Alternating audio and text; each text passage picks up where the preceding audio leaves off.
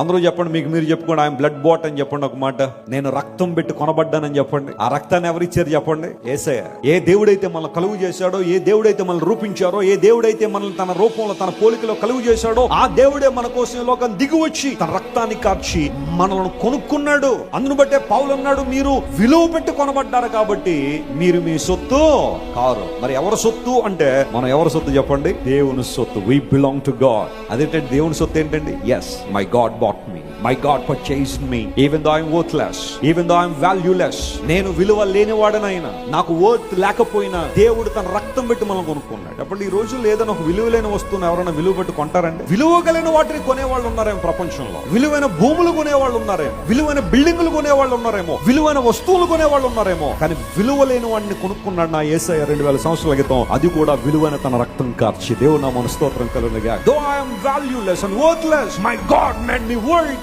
by his blood. తన రక్తం ద్వారా దేవుడు నన్ను విలువ కలిగిన వాడిగా చేశాడు.